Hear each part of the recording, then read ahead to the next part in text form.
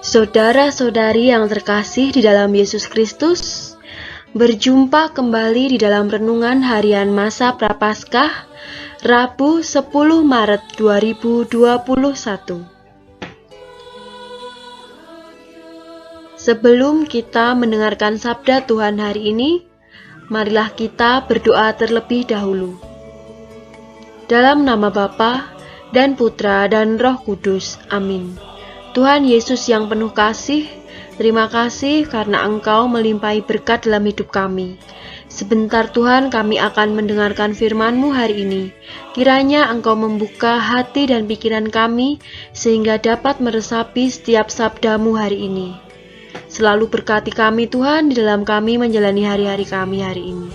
Amin. Dalam nama Bapa dan Putra dan Roh Kudus. Amin. Selamat mendengarkan firman Tuhan.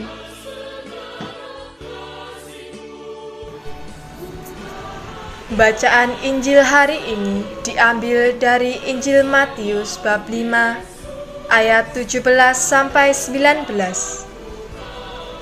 Janganlah kamu menyangka bahwa aku datang untuk meniadakan hukum Taurat atau kitab para nabi. Aku datang bukan untuk meniadakannya, melainkan untuk menggenapinya.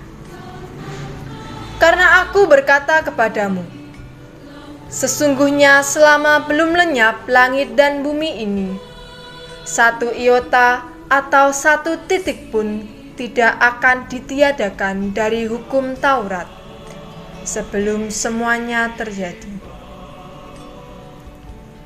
Karena itu, siapa yang meniadakan salah satu perintah hukum Taurat sekalipun yang paling kecil dan mengajarkannya demikian kepada orang lain, ia akan menduduki tempat yang paling rendah di dalam kerajaan sorga.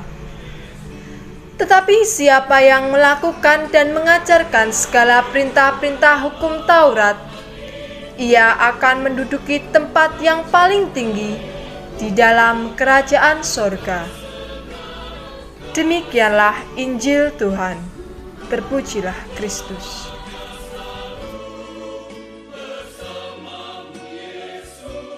Demikianlah bacaan Injil hari ini.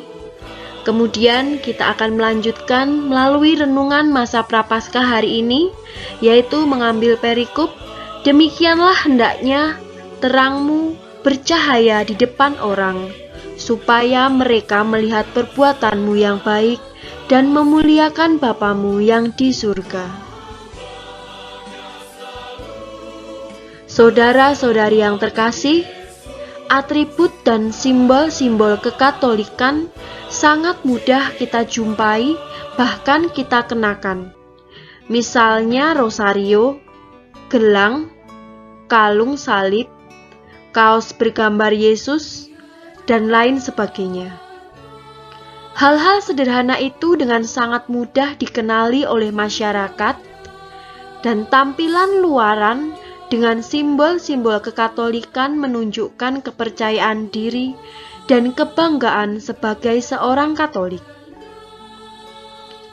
Sikap tersebut perlu didukung dengan semangat memberikan kesaksian sebagai murid Kristus bagi dunia ini.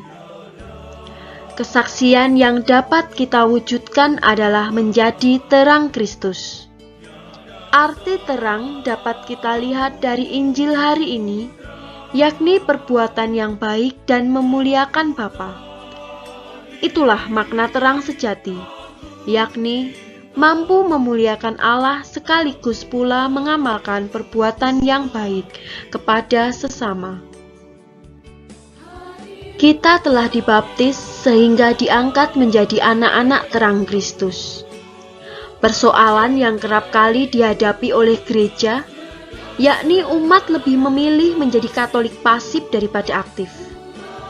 Katolik pasif dapat yakni jika kita hanya sekedar datang ke gereja dan menerima berkat Tuhan tetapi tidak mau membagikan berkat itu. Katolik aktif berarti kita tekun ke gereja, berpartisipasi dalam kegiatan menggereja, dan mampu menyalurkan berkat bagi pelayan gereja dan masyarakat. Nah, pertanyaan bagi diri kita adalah, sejauh mana kita menjadi terang dunia bagi Kristus? Apakah kita sudah berbuat baik kepada sesama dan memuliakan Allah? Ataukah baru salah satu kita lakukan? Ataukah malah belum keduanya kita lakukan? Mari kita mohon rahmat Tuhan supaya menguatkan kita untuk menjadi terangnya di dunia ini.